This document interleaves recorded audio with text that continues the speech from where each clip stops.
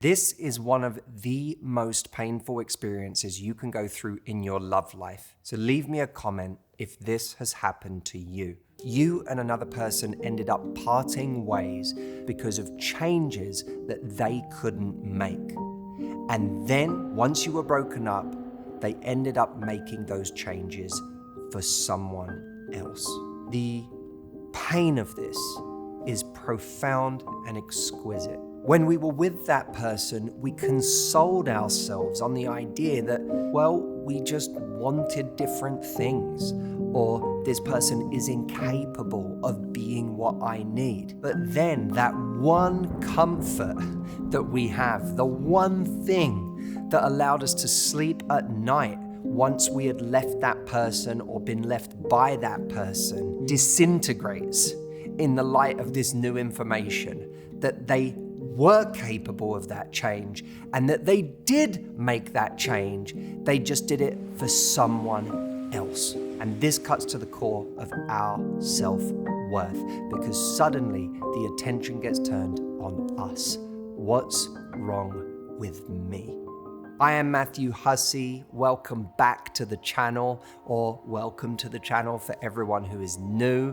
I am the author of the New York Times best-selling new book, Love Life. And for the last 17 years, I've been doing what it says on this book, helping people to raise their standards, find their person, and live happily no matter what.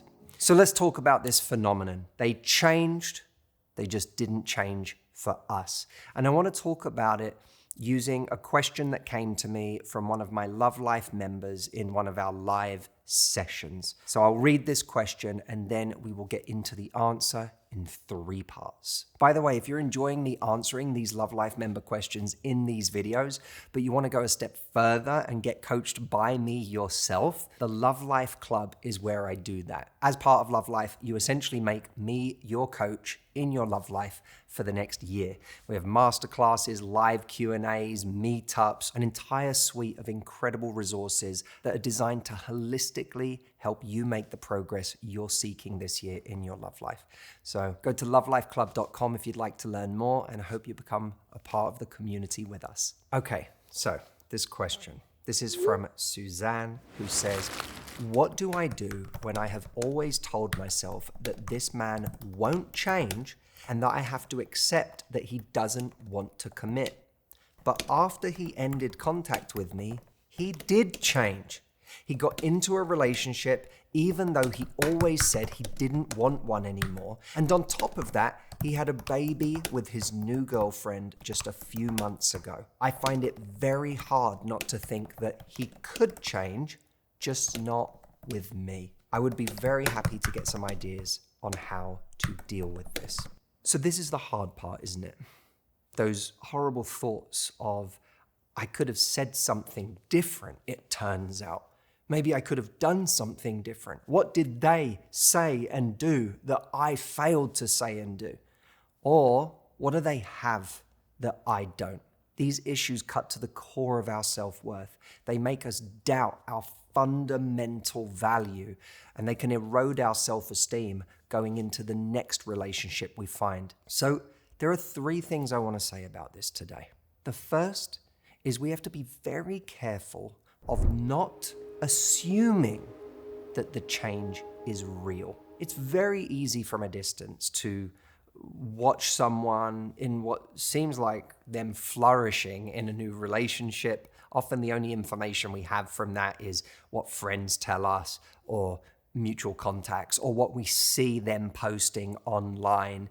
And we get that snapshot and it triggers us in all of the worst ways. But that snapshot, that little piece of gossip that we heard, or that picture that we just saw of them with their new partner on Instagram, is not a true reflection of their relationship. Remind yourself, you know no more about their relationship than anyone else did about yours the week before you broke up.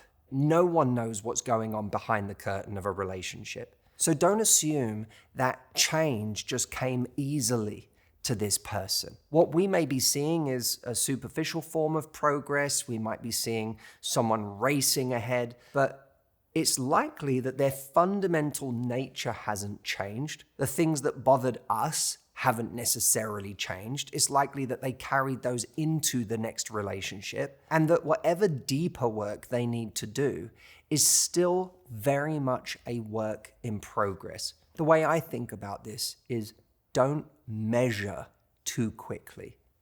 And in a sense, we shouldn't be measuring at all because it's not our life anymore. You have to look at it like this. Their story is no more relevant to yours now than the story of a random barista in a coffee shop in a town that you'll never visit.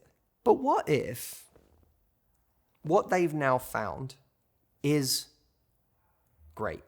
What if they do stand the test of time? Let's be very clear. We don't want to sit around wasting our lives hoping that someone else's relationship fails because they hurt us. That would be a tremendous waste of our life. And it would be a really internally toxic mindset to have towards somebody else. So what if they succeed? What if that relationship they found actually turns out to be a lifelong relationship that works? That's what brings me on to point number 2. If the change they've made was real, and if the relationship does last, then don't sweat it, because they weren't your audience. This person wasn't for you. They were for someone else. Your audience is still out there. Instead of getting caught up in, but that must mean someone's better than me, recognize it's not about who's better. It's about who your voice lands with. I think about that all the time when I make YouTube videos. Someone might pass by my video, they might watch it for 5 minutes and go, not for me. And they might find another coach, another speaker who they really resonate with. Does that make that person better than me? Not necessarily. It might just be that there's something about that other person's voice that really lands with that person for reasons I may never know and probably won't. And that's okay. My job is to refine my voice, to lean into my strengths and make what I do as good as it can possibly be and as true to me as it can possibly be. Because if I do that, what people will experience when they watch my videos is an essence that can't just be replaced by someone else. So when they go and experience a different video, that video might be more right for them. It might land better on their ear. They might resonate more with that person, that personality, or the things they're saying. But the audience that remains, the audience that does stick on my content, they're the ones who get it. They're the ones who resonate with me. And that's my audience. Those are my people. That's the thing to focus on. Be the youest you. Don't worry about what anyone else is doing or thinking that they're better than you. Realize that your job is to find your audience. And the best way to do that is to lean into all of your own strengths. Now, what if you're listening to this and you can't shake the thought that all of this sounds nice, but in reality, it's not just that in this particular case, someone didn't change for you, but they did change for somebody else because they found something that for whatever reason that's not personal to me was more right for them, and I am still going to go on to find my audience. What if, when you look back through your life, you feel like this is always true for you? What if you feel like every time you're the person before the person that they change for? You know, I hear that sometimes. I'm always the person before the person they marry. What do you do when you feel like the story of your life is that people don't change for you, they change for other people? Well, that's when we come on to point number 3. Is there something we are doing in our love lives, a way that we're showing up with other people, that is distracting them from our intrinsic value? What do I mean by this? I believe that we all have this incredible value, and that value wants to emerge. And one of our big jobs is to get out of the way so that other people can experience how amazing we are. They can feel that value. But we all, at some point or another, have had some kind of behavior that has distracted people from our true value. It's made us frustrating to be around. It's made us abrasive. It's made us difficult to have a relationship with. It's got in the way of the kind of connection we create on our best day. And I think it's worth exploring for all of us what that thing is, because that thing can consistently get in the way of us finding love, if we're not careful, for our entire lives. And a lot of people walk around completely unconscious when it comes to whatever that fatal flaw is. They never explore it, and that's understandable. It's kind of terrifying to explore it. What could I be doing that is contributing to why consistently in my life people are not choosing me? It's an extremely brave question to ask, and I commend anybody who is able to ask this question. I just did a getaway with the smallest group of people that I work with, my Club 320 program, and one of the people in the room asked me a question. She said, "Matthew, you've been working with me for the last 8 months. What do you see as my biggest weakness?" And I thought, my God, is that a brave question to ask that and truly sit and be present with the answer. And I said to her at the time, I said, "Do you really want me to be honest?" And she said, "Yes." And I was so bowled over by how she sat there absorbing what I was saying, which, by the way, doesn't mean I'm right. I might not be totally right. I might be wrong. She might choose to disregard what I'm saying, but she listened. And that is so powerful. And one of the things that I'd love to encourage all of us to do is to be inspired by that, because I was, and to say, who do I trust that I could ask for some genuine feedback so that I could learn what behavior, what thing I'm doing, what way that I'm showing up is distracting people from my value. Value that is already there, by the way. Who could you go to and ask that question? Who could you ask, "Hey, I know you care about me.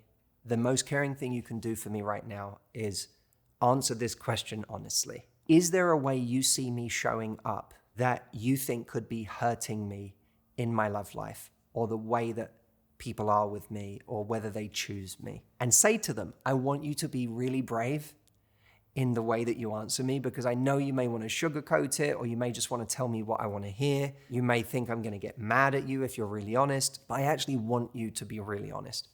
And you don't just have to ask this of one person. You could ask this of 3 people really close to you, or people who really know you. They don't have to be super close, but they have to be close enough to know you, your habits, your behaviors, and certainly the way you show up with people romantically. When they speak, listen to what they say. Really be brave in taking in what they say, and look at whether there's a pattern in the things they're saying, because that pattern might be the information that you need to address that fatal flaw. And when we discover it, rather than thinking, oh my God, this is awful, I have something that is holding me back, I have something I'm doing that's screwing everything up, we can actually say, you know what, this is really positive. I'm learning something that can actually make a difference. I'm being conscious now about the thing that's been getting in my way, that's been distracting people from how great I really am.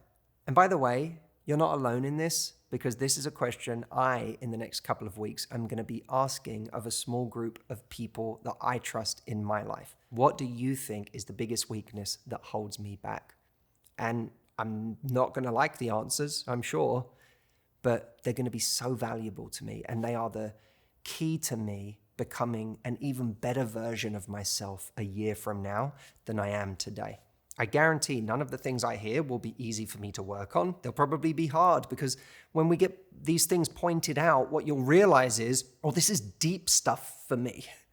This is not easy to change, but that's okay. We can start doing the work of giving focus to those areas. And if you've got this far in the video, I commend you, because this is not some frivolous video on, they changed for someone else, not for you. Well, screw them. They were the wrong person for you. You deserve better. This isn't that video. If you've made it this far, then you really value real progress and the things that could really help you in your love life. Remember, Don't assume that the changes they've made are real, that the relationship will last, or that it's everything you think it is behind the scenes. If it does last and it is real, then you know for sure that the person wasn't right for you because you weren't their audience. But guess what? If you lean into your own voice, you will find your audience, and that will be the relationship that sticks for you. And lastly, never be afraid to explore the things that could be holding you back. If you do that, you'll become so powerful because it's what 99% of people are never brave enough to do, but we are.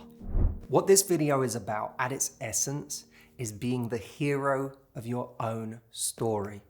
As long as we're focused on an ex or on the person that our ex is now dating, we're making someone else the hero of our story. To quote the old man in the movie The Holiday, we are making somebody else the leading role in a movie that is about us. So I want to put the focus back on us. No one can stop us from having an amazing life. No one can stop us from experiencing amazing love because it's all up to us. We can be the ones who go out there and create more opportunities, who create so many opportunities and so many wonderful things in our lives that we never look back on that thing that we one day thought we could never lose. We'll realize we could lose it because we are the authors of our own happiness. And for those of you who are joining me in a couple of weeks in Florida on my retreat, I can't wait to walk you through 6 days of everything I know about how to do this. And for anyone who still wants to join, there is still time, but we are right there now at the finish line. So if you want to get on board before it's too late, go to mhretreat.com. I hope to see you there. I really, really do. And well, I look forward to seeing you, all of you, in next week's video. Be well and love life.